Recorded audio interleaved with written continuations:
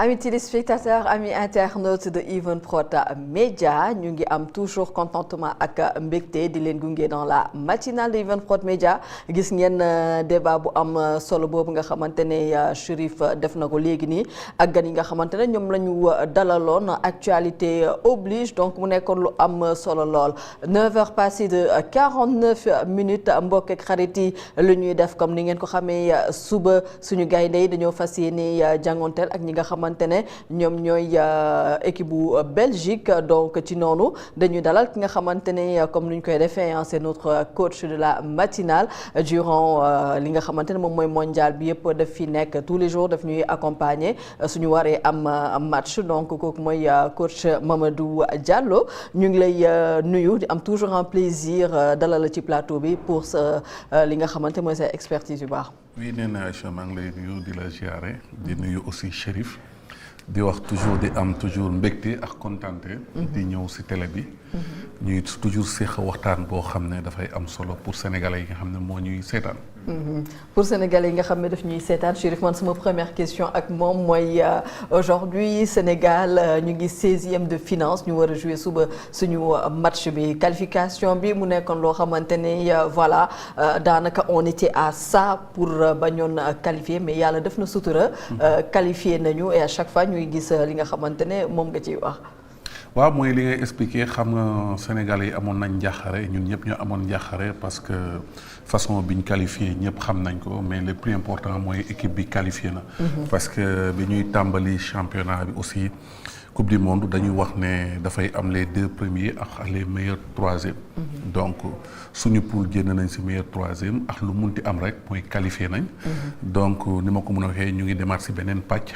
pàcc yi nag dafa ute parce que football boo ko xoolee dafa am pàcc premier am pàcc ñaareel bi am pàcc ñetteel bi donc pàcc bu njëkk bi nag am nañ si nag wax dëgg yàlla ay difficulté mooy suñu ñaari match yi nga xam ne moom lañ pertoon aussi gagné suñ dernier match léegi suñ dernier match si jàngat lañ siy mun a am si biir plateau bi ak équipe bi nga xam ne moom la ñuy dajeel muy Belgique donc jàngat bi ñuy njëkk am si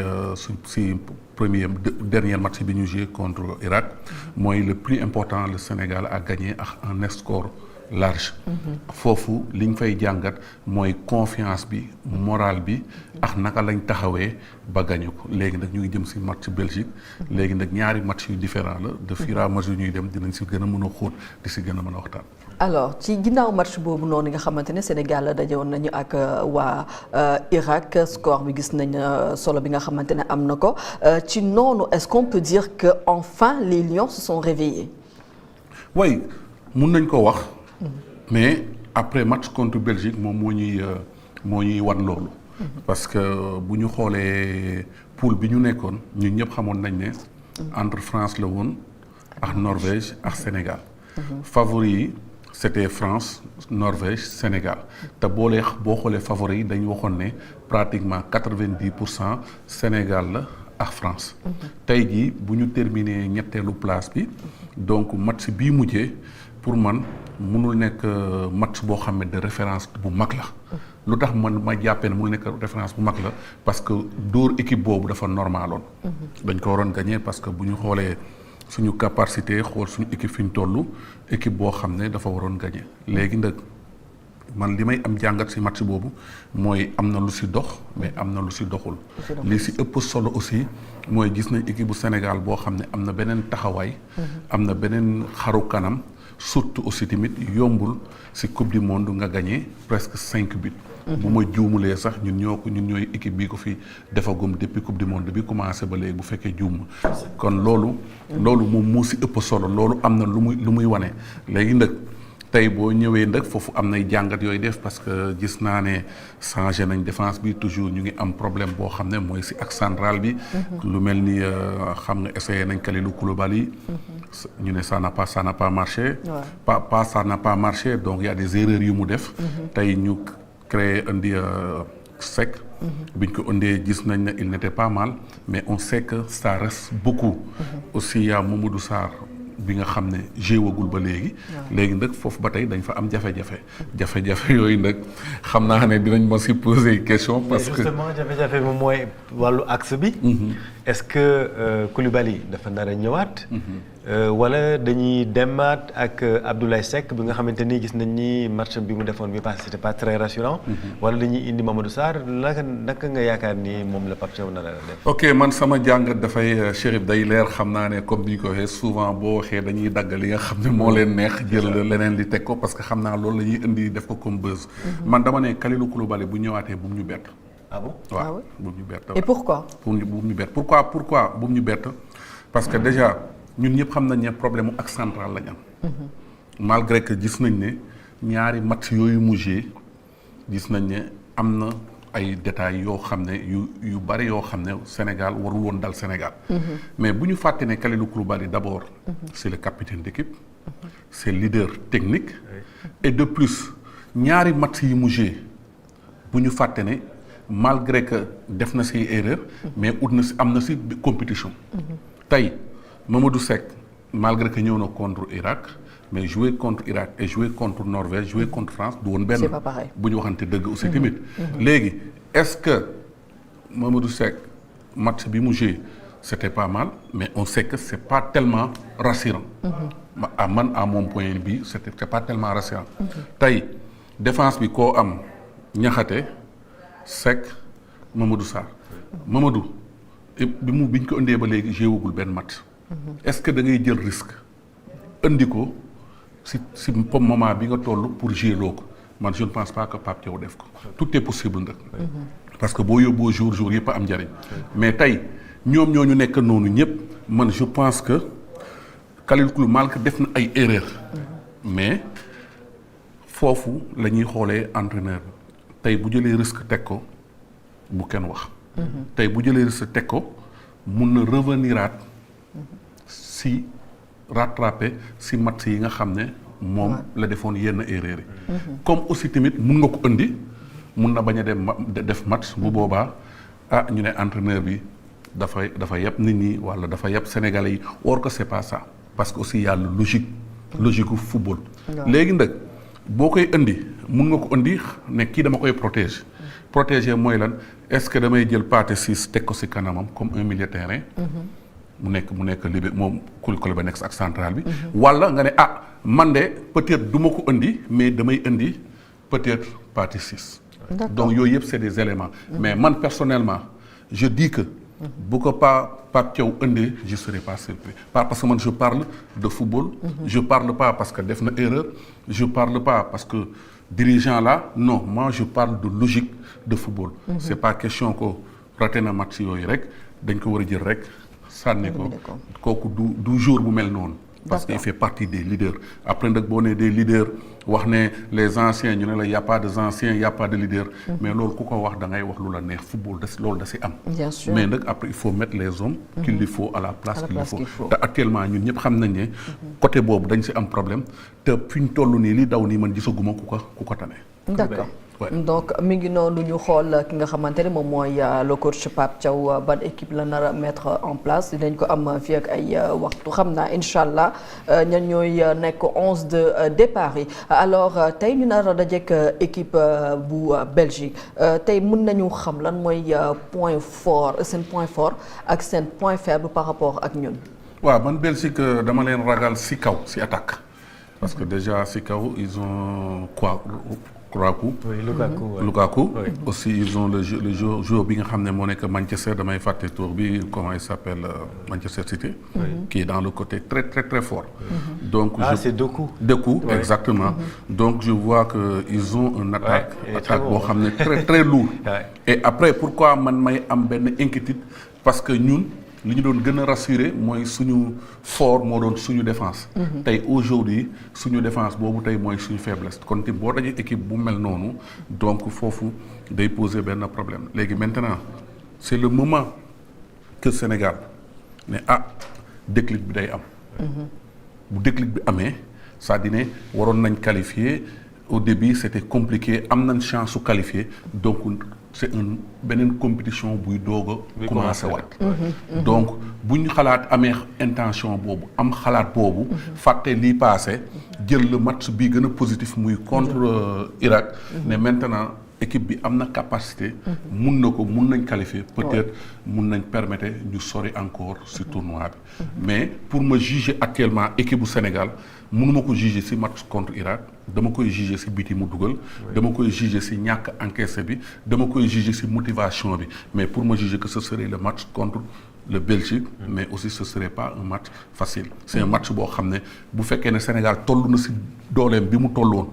50-50 la ku ne mën nga gagner sa bopp mais bu fekkee nag tollool foofu ça va être très compliqué. Il y a le cas particulier de Amadou Onana. di jouer Belgique nekk doomu Sénégal. doomu Sénégal la ndax bi mu fi jógee presque il avait quoi 16 ans. ci li ñu jot ci ay xibaar. tey jii mu war a jouer avec son pays d'origine Idrissa Gana Gueye ñoom ñaar ñooy nekk di jouer muy magam sax loolu la koy woowee. ci loolu c'est un match particulier pour Amadou. mais bien sûr xam nga déjà nga dajeex nga nekk sénégalais il paraît que mu ngi dëkk Colobane donc nekk booy Colobane mais aussi xoolal ban âge la fi jógee c'est très très important aussi. beneen bi aussi. tey jàppal ne dans sa tête moom il sait que sénégalais la. c'est vrai mais nag aussi bu ñu fàtte ne actuellement couleuru nation Belgique lay défendre. donc aussi c'est un cas boo xam ne dafay compliqué ci moom. parce que moins d'erreur rek mun na am problème. moins d'erreur mun na ko yàqal lu bari. boo nekkoon ci kawam di nga jouer. mais bien sûr. ah oui bien sûr je vais jouer parce que. aussi bul fàtte ne. nu ma koy waxee malgré que sénégalais la mais aussi Belgique moo ko jox lépp aussi tamit. bu demee ba choisir équipe nationale Belgique tu es obligé pour jouer parce que dans la vie il faut être professionnel. c'est vrai.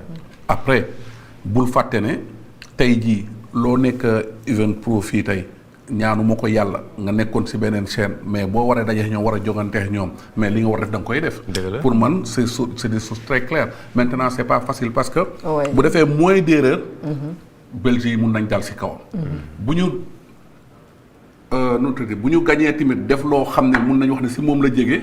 ça va pas être facile pour moom aussi tamit. maintenant de toute façon il faut toujours rester professionnel. et focus parce que gis nañ fi le cas il y avait un joueur de Suisse. bi ñuy gagné Cameroun. jour bi c'est jour camerounais la. mais équipe nationale Suisse la joué. mais bi mu gagné match boobu rey Cameroun. mais boo xoolee Cameroun dem nañ ba këram. indi fa ay problème mais ñun Sénégalais on n'est pas comme ça. ñun on est civilisé. maintenant nañ ko ñaanal jàmm ba jour boobu mu bañ a nekk ci forme moom parce que ñun aussi Sénégal lañ bëgg Sénégalais sami lañuy déconné de. waaw mais xam nga après il faut que parce que moo tax ma ñun am nañ habitude bi il y a combien de jours Sénégalais qui ont parti jouer pour la France. oui par exemple il y a le cas de Sakho. exactement il y en a plein. énormément tey jii j'ai vu même. des jours pour wan la ne la Sénégalais ni mu mel. gentillesse am ak ni muy accueillir man j'ai vu même à la Coupe d'Afrique. des jours yoo xam ne défendre ñu équipe nationale Sénégal bi mu leen soxlaa dañu bañoon ñëw dem jouer pour France. mais pourtant bi ñu gagné Coupe d'Afrique tu le vois sur les versaires de l'équipe nationale du Sénégal. ba pare ñu am benn proche boo xam ne. comme Mamadou Sakho exactement am benn proche boo xam ne. si biir versaire équipe nationale. non ça c'est des gens yoo xam ne ils ont même pas joué bi ñu leen doon oo dañ bañoon pour ñëw. après même ñun les anciens internationaux benn côté da lay frustré. parce que da nga naan yow tu as tout fait pour ton nation. il y a certaines personnes yoo xam ne bi ñu leen soxlaa ñëwuñu.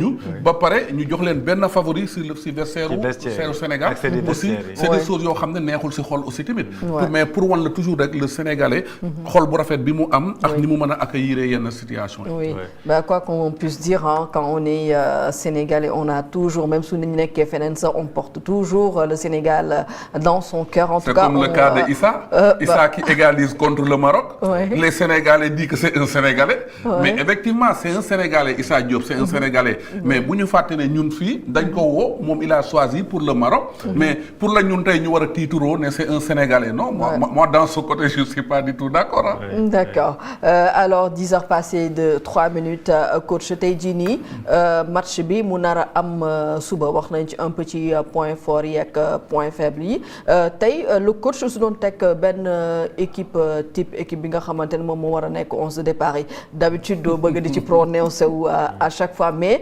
n'empêche la question elle revient toujours parce que dañuy soxla li nga xamante ne moom mooy sa expertise pour ñi nga xamante ne tey mën nañu wax ni que mën nañu démarrer ak yan la war a teg en fait. man je pense que boo xoolee match passé attaque bi laal na ko.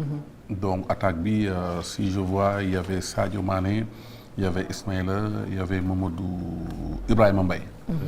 et si côté boobu man j'ai toujours dit que ne Ibrahima. c'est un excellent joueur mais man sama gëm-gëm laa et je l'ai depuis ba léegi bi mu commencé ba léegi Coupe d'Afrique sama position laay taxaw.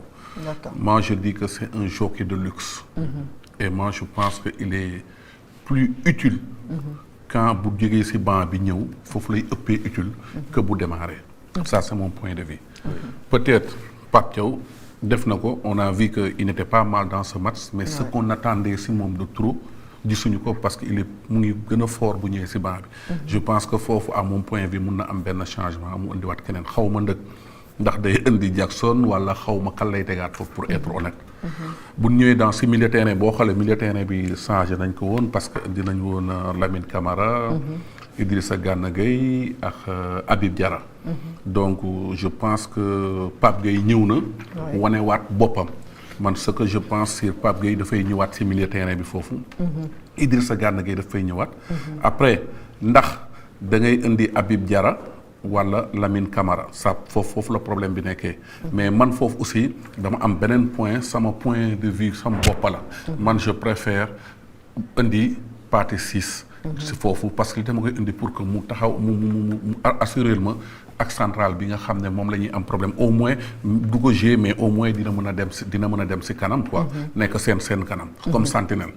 D'accord. donc boo ñëwee si attaque bi on a vu Crépin, il y avait comment il s'appelle Jackson qui a joué. Est-ce qu'il va le reconduire, c'est à lui de voir. Maintenant l'axe central, c'est là le problème va se poser. Moi l'axe central bi may wax moi je dis que maa ngi koy wax Sénégalais yi tey bu ñu indee Kalidou Koulibaly bu mu leen bett aussi tamit. lu tax bu mu leen bett néew ma mooy ñëw de. peut-être mun na indi Pathé Ciss soofu. mais bu indee Kalidou Koulibaly bu mu leen bett parce que pour man aussi. si yoonu footballam lay nekk aussi. D'accord sama juste dernière question bu mujj mooy dama bëgg a ñëw ci ki nga xamante ne moom mooy le gardien Edouard Mendy on a vu que bay passé suite à sa blessure jotul jouer mais mën nañu am chance mu ñëwaat ci match bi nii parce que quoi qu'on puisse dire on aura besoin de lui. Mais bien sûr je pense que Edouard c'est le meilleur gardien du monde. Il l'a montré plusieurs fois. ak Edouard bu nekkee say camp da ngay rassurer. ñun ñëpp nañu waxante dëgg. tey moo tax mu nekk premier gardien. on a vu que nag dafa gaañu woon. j'espère que je pense que ne woon nañ c'est fort possible mu ñëw fekkee 8e de finale 16e de finale yi. et donc je pense que bu ñëwee dina am solo trop pour équipe bi. parce que Edouard mu nekk say camp rek da ngay rassurer j'ai pas dit que les autres gardiens ils sont pas bons. mais je pense que Edouard est au-dessus. seen kaw donc amaat Edouard équipe bi daf lay gën a rassurer. ñàkk ko am aussi jàppal ne moment bu ne aussi tamit. bit yoo xam ne yoo xalaatul mën na la dugg aussi tamit c'est parce que moom si biir match mën na la sauver 4 ou 5 ou 6 occasions et pour man ça c'est très important pour un gardien de but. Super ñu ngi lay jaajëfal bu baax a baax coach di fàttali ni que moom il est là assez souvent avec nous di ñu gunge ci li nga xamante ne moom mooy débrief yi ak avant match yi nga xamante ne Sénégal lañ koy jànkonteel ak yeneen réew mi donc je pense que Chérif tey fii la ñuy yemal matinal bi. Demain inchallah on reviendra sur le plateau avec d'autres éléments et tout parce que actuellement actualité oblige dañuy dem fi nga xamante ne moom mooy assemblée nationale ñu seetaan li nga xamante ne moom mooy le débat d'orientation budgétaire ndaxte on nous signale que les travaux ont déjà démarré donc ci noonu dañ leen di jaajëfal bu baax a baax jaajëfal équipe technique bi di leen jox rendez-vous demain inchallah dans la matinale de Even Prod Media.